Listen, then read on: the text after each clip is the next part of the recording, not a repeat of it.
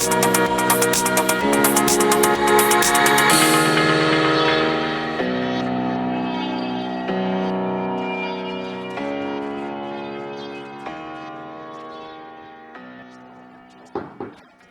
eu, como consequência, passei a incluir 30 gramas de glicose durante o treino, somado à glicose de ida antes e no pós-treino. Então, tem antes, no meio, durante e depois.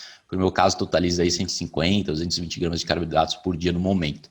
Basicamente, é compatível ao que eu estou treinando e minha meta de composição corporal.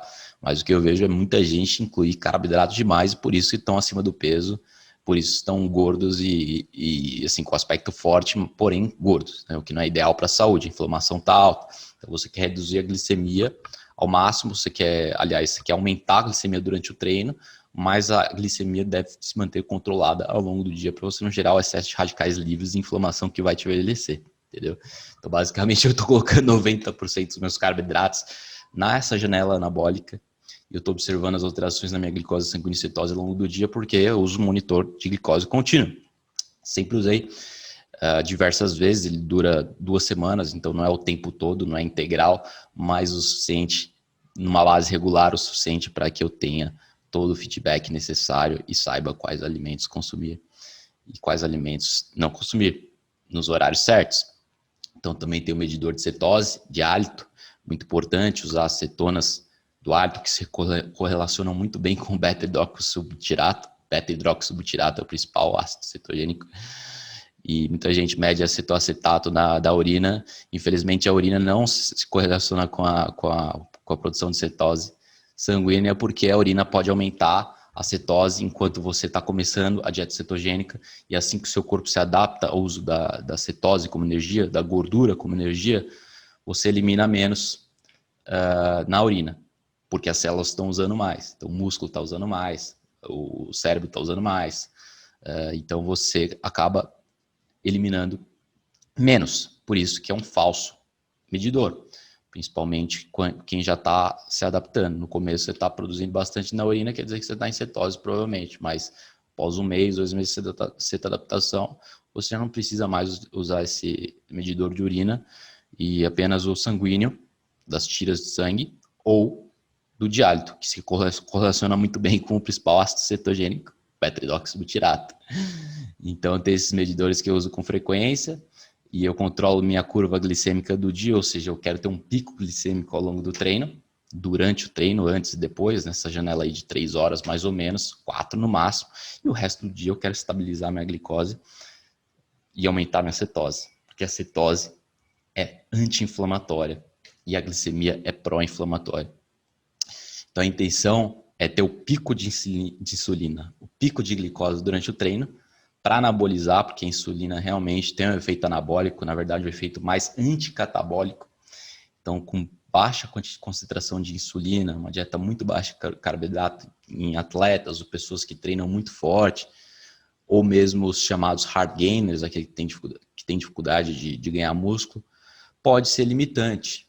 Uma dieta muito baixa de carboidrato nesses atletas, principalmente treino de força, resistido. Eu estou falando de musculação, de crossfit, não estou falando de corrida. Corrida, o carboidrato se torna menos essencial ainda, mas a natureza glicolítica do treino de força resistido requer um pouco de carboidrato, principalmente naqueles que têm dificuldade de ganhar músculo sem os mesmos. Então, é claro, tem aquelas exceções, as pessoas que fazem a cetogênica conseguem ganhar muito músculo, mas depois eu falo um pouco mais sobre essas exceções.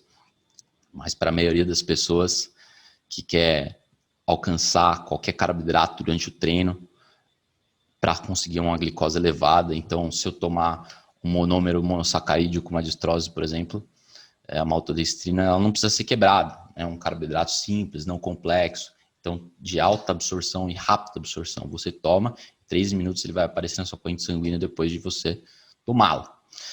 Então, você vai atingir uma glicose alta durante o treino. Esse é o ideal para você almejar. E a intenção é entregar essa glicose para torná-la mais disponível mais prontamente possível quanto antes na sua liberação de insulina, como consequência, muita insulina. E uma das coisas que você pode fazer ao longo dessas 3 horas depois do treino, voltar para os níveis base de glicose, provavelmente 90 mg por decilitro. Então, como eu falei, é um estímulo temporário para você aumentar a sua glicose, mais 3, 4 horas depois, não necessariamente depois do treino, mas desde a primeira ingestão de glicose, mais ou menos umas 2 horas e meia após o treino, você já quer reduzir sua glicose para o nível de base de menos de 90 ou 90, que é o nível saudável associado à cetose, associado a uma inflamação mais baixa. Então eu já medi muito minha glicose ao longo da vida. Se o treino for vigoroso o suficiente, sempre baixa. Mesmo após a ingestão de carboidratos, 50, 60, 70 gramas de carboidrato, o treino vigoroso sempre baixa a minha glicose. Por isso que eu, com segurança, consigo incluir essa glicose e voltar a um estado de cetose o quanto antes. Então, note, portanto, que é uma ingestão pontual, bem pontual, esse horário específico do dia, do treinamento. E assim o campeão, o Miroslav da Sérvia, realmente não enxerga benefícios nesses carboidratos caros da moda, porque, novamente, o que você deseja é obter o pó de carboidrato, que é a glicose elevada na hora do treino. Você vai obtê-lo com a destrose simples e barata, não precisa de nada complexo, não. Estou usando também o sumo de beterraba, que é incrível, porque aumenta o fluxo sanguíneo. E se eu posso fazer essa mistura aí de destrose, mel e sumo de beterraba, pré, durante e pós-treino. Pós-treino eu incluo um carboidrato complexo de alto glicêmico, mas como um arroz, uma batata. Claro que se eu colocar uma batata antes do treino ou durante o treino, não vai dar certo. Então, antes do treino tem que ser algo de fácil digestão, como a destrose, mel, sumo de beterraba. E no pós-treino você pode colocar um carboidrato complexo, mas de preferência de alto glicêmico, para dar o spike na insulina, esse pico de insulina que você quer, para aumentar o anabolismo.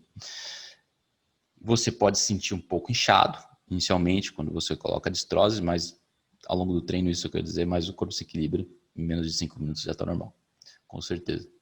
Então, a ideia do campeão é colocar 10 a 15 gramas de aminoácidos essenciais, são fantásticos. Pode fortificar com mais 5 gramas extras de leucina, adicionar mais 10 gramas de glutamina e 5 a 10 gramas de creatina. Pode ser 5 gramas antes e 5 depois do treino. Ou 10 antes, 10 depois do treino. Eu costumo usar tanta creatina assim. Eu acho que o corpo não absorve, os estudos vão e voltam sobre essa questão.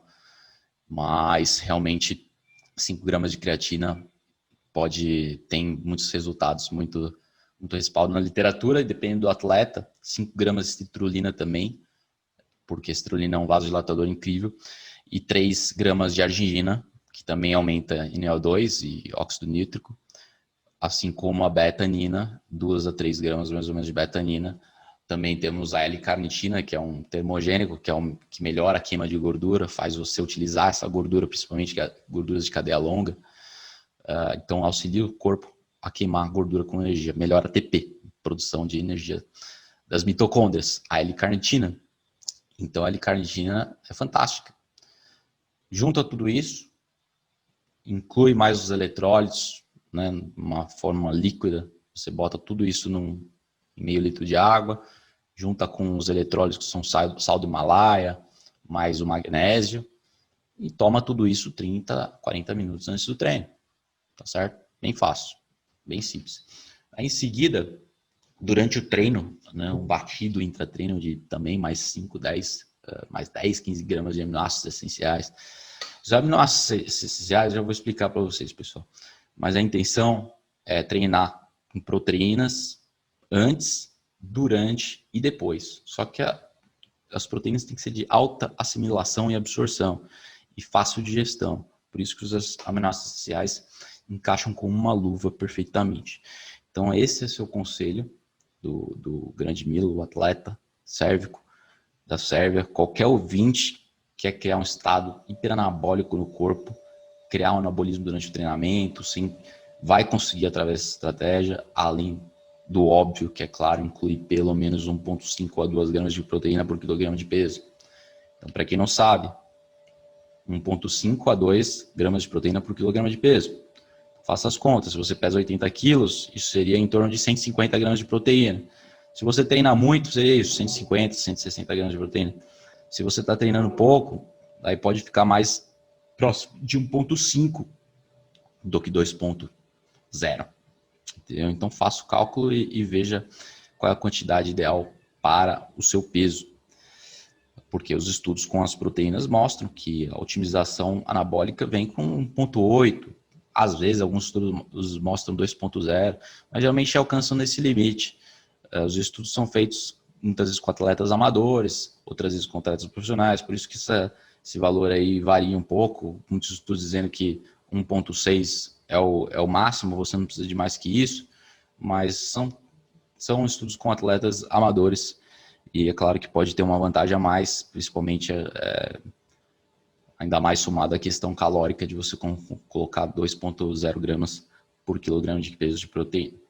Então, não tem segredo, é só você almejar isso. Para mim, não tenho dúvida de que o aminoácido essencial, de longe, é uma das formulações mais superiores, uma das melhores, é a fórmula patenteada por Ben Greenfield e o doutor da proteína, que realmente é uma fórmula excelente, 99% de assimilação. O doutor da proteína é o Dr. Minkoff, americano, um cara, um coroa sarado que treina que nem um louco e criou essa fórmula específica patenteada para você ter 99% de assimilação. Provavelmente você não vai alcançar com os suplementos de aminoácidos essenciais que vendem no Brasil esse nível de assimilação de 99%. Mas ainda assim vale a pena.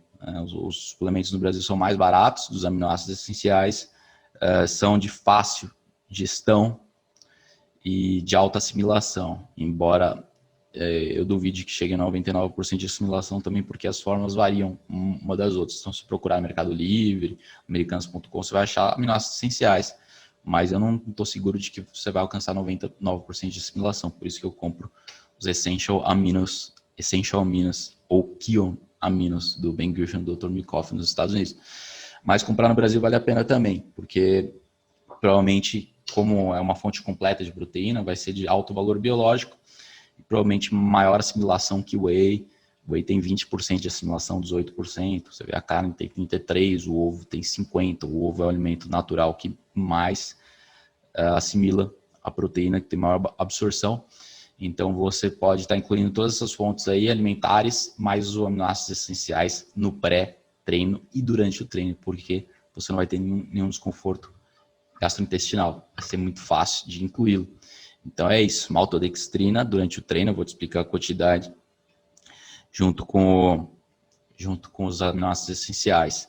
E ainda, você pode incluir, claro, os aminoácidos essenciais são muito melhores que o BCA, mas você pode incluir o BCA, porque o BCA rico em leucina, BCA são 3 aminoácidos, né? Mas o mais importante de todos, o BCA, é a leucina. Se você puder achar um BCA mais rico em leucina, que é o que eu tomo, melhor ainda. O meu tem o dobro de leucina que os outros, que a vanila e a isoleucina.